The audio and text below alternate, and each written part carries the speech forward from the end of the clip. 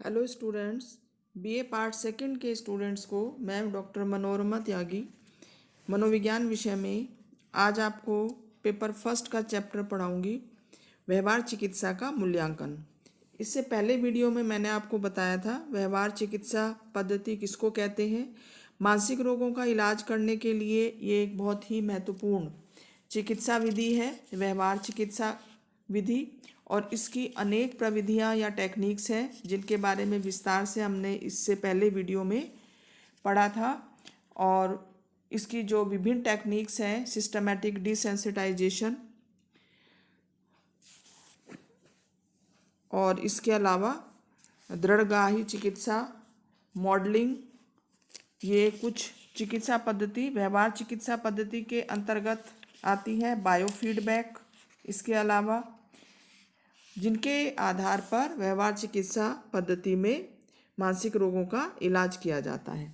आज हम पढ़ेंगे व्यवहार चिकित्सा पद्धति का मूल्यांकन, कि व्यवहार चिकित्सा पद्धति जो है वो एक अत्यंत महत्वपूर्ण पद्धति है, परंतु इसमें कुछ कमियां भी हैं और कुछ इसकी अच्छाइयां भी हैं, जिसके बारे में हम चर्चा करेंगे।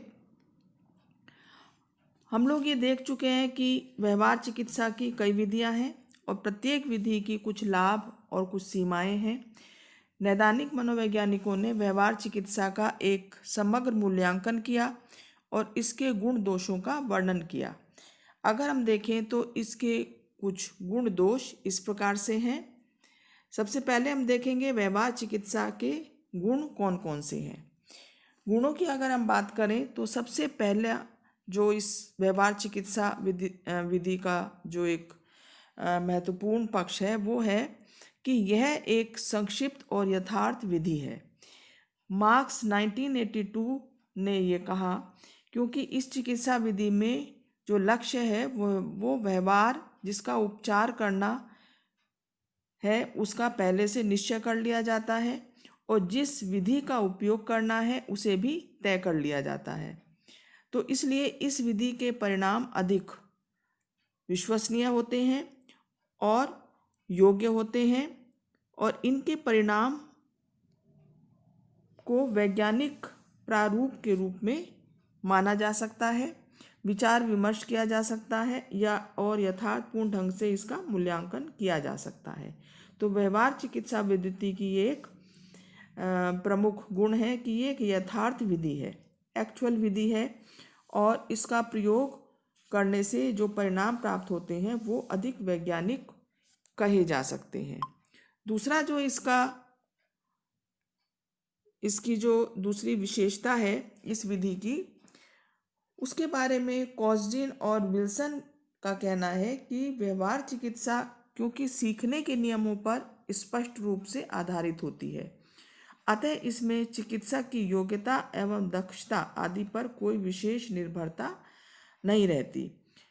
कम दक्ष या कम स्पेशलाइजेशन चिकित्सक भी इसको सफलतापूर्वक इसका प्रयोग कर सकते हैं। तो बहुत अधिक विशेषज्ञों की इस विधि को उपयोग में लाने की आवश्यकता नहीं होती। तीसरा जो इसका जो गुण है वो है कि व्यवहार चिकित्सा विधि के द्वारा उपचार करने में अन्य विधियों की तुलना में कम समय और कम खर्चा होता है। इसमें सहयोगी कार्यकर्ताओं की भी जरूरत कम पड़ती है। इस विधि का स्वरूप कुछ इस तरह का होता है कि इसे आसानी से कम पेशेवर या नॉन प्रोफेशनल जो लोग हैं दोनों ही इसका प्रयोग कर सकते हैं, अतः व्यवहार चिकित्सा विधि अधिक व्यवहारिक और लोकप्रिय विधि है। अगला जो इसका लाभ है वो है कि व्यवहार चिकित्सा ने लक्षण प्रतिस्थापन के संप्रत्य को निरर्थक साबित करते हुए ये दिखाया है कि मानसिक रोगों का इलाज केवल मेडिकल आधार पर ही करना उचित नहीं है, बल्कि इसका मनोगतिकी विकल्प भी है। मतलब साइकोडायनामिक थेरेपी के आधार पर व्यवहार की चिकित्सा की जा सकती है।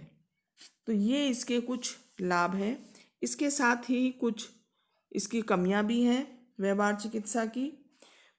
जो पहली कमी है वो ये है कि व्यवहार चिकित्सा सभी तरह की मानसिक विकृतियों के उपचार के लिए उपयोग में नहीं लाई जा सकती। जैसे स्काइज़ोफ्रेनिया या मनोविकलन के रोगी या आत्मविमोही बच्चे, ऑटिस्टिक जो बच्चे होते हैं, गंभीर रूप से विषादी जो रोगी होते हैं, उनके उपचार में यह विधि बहुत अधिक लाभप्रद सिद्ध नहीं होती। दूसरी जो इसकी कमी है, व्यवहार चिकित्सा को कुछ नैदानिक मनोवैज्ञानिकों ने सतही मतलब ऊपरी इलाज या सतह का इलाज इसमें होता है, गहराई से इलाज नहीं होता। चूँकि व्यवहार चिकित्सा में रोगी के जो पूर्व अनुभव हैं उनको महत्व नहीं दिया जाता, रोगी में सूझ विकसित करना इसका मुख्य लक्ष्य नहीं होता और इसका संबंध किसी स्पष्ट सैद्धांतिक समस्याओं से भी नहीं होता।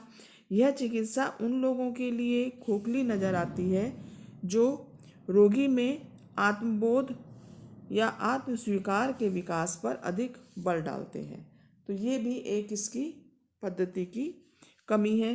तीसरी जो कमी है, कुछ आलोचकों का मत है कि व्यवहार चिकित्सा द्वारा रोगी के लक्षण स्थायी तौर पर दूर नहीं होते, बल्कि उनमें कुछ समय के लिए सुधार होता है और ये सुधार कुछ समय के बाद इसका प्रभाव कम हो जाता है। रोगी में उपचार के दौरान उस समस्या से संबंधित लक्षण तो दूर हो जाते हैं, परंतु बाद में उनमें कुछ दूसरे रोगों के लक्षण इसलिए विकसित हो जाते हैं क्योंकि इसमें लक्षण के अंतर्निहित कारणों को समझने की कोशिश नहीं की जाती। तो ये भी व्यवहार चिकित्सा पद्धति का एक कमी है। चौथी जो इसकी कमी है वो है कि कुछ नैदानिक मनोवैज्ञानिकों का मत है कि व्यवहार चिकित्सा में रोगी को व्यक्तिगत स्वतंत्रता नहीं प्रदान की जाती है। इसका कारण है कि इस तरह की चिकित्सा में चिकित्सक अपने मूल्यों के अनुरूप रोगी के व्यवहार को समझने की कोशिश करते हैं और उसमें अपनी तरफ से जोड़ तोड़ की भी कोशिश करते हैं। तो इसलिए यह जो है ये एक रोगी की जो व्यक्तिगत स्वतंत्रता है उसको सीमित कर देती है। अगला जो इसकी कमी है वो है, ग्रॉसबर्ग ने 1997 में ये कहा कि व्यवहार चिकित्सा उन समस्याओं जिनकी प्रकृति अस्पष्ट होती है और जिनका स्वरूप अस्तित्ववादी होता है उनका उपचार करने में अधिक सफल नहीं हुई है। जैसे यदि किसी व्यक्ति में विषाद या चिंता का रोग है, अर्थात उस चिंता का स्रोत या सोर्स स्पष्ट नहीं है, तो क्या व्यवहार चिकित्सा से उसका उपचार संभव है? ग्रॉसबर्ग ने इस क्षेत्र में किए गए अनुसंधानों की समीक्षा के आधार पर यह बताया है कि इस तरह का जो उपचार है वो संभव नहीं है। परंतु इन सीमाओं के बावजूद भी व्यवहार चिकित्सा की उपयोगिता आधुनिक नैदानिक मनोवैज्ञानिकों के बीच काफ़ी अधिक है। खासकर असंवेदीकरण, सिस्टमैटिक डिसेंसिटाइजेशन की जो विधि है उसका बहुत अधिक महत्व है और इसके अलावा मॉडलिंग, बायोफीडबैक जो प्रविधियां हैं उनकी भी लोकप्रियता तुलनात्मक रूप से काफ़ी अधिक है।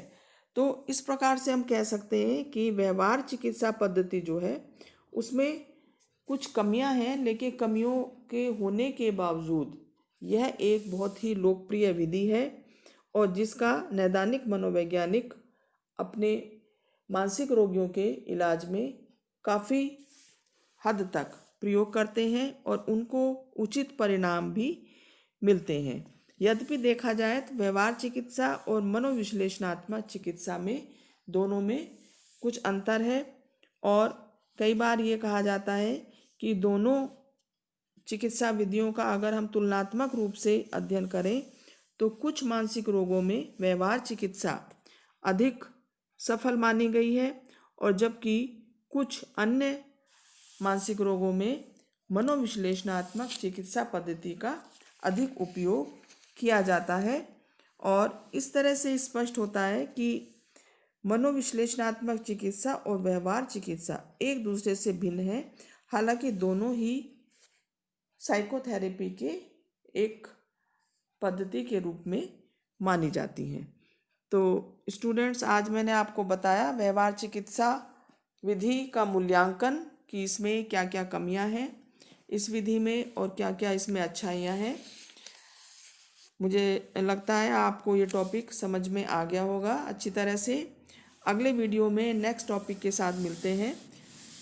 Thank you so much students.